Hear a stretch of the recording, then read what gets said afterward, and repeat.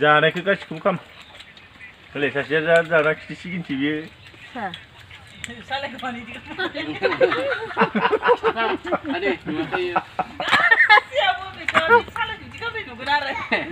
मा खालामनाय जायो खालाम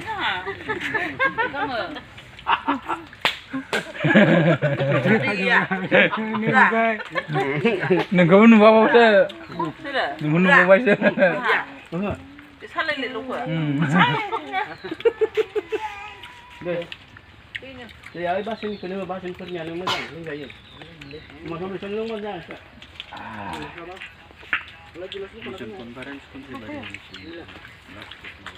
आंबो बेलुनबो लाबोनानै जाथारला नै दाउ माबा जानबा आसि जानबा एसे गोदाव रुनाखै माथो दासो नुदों आरो लोंनायखौ नुखायदा मोनामजोबोलै खाबजोब्बाय जायगाया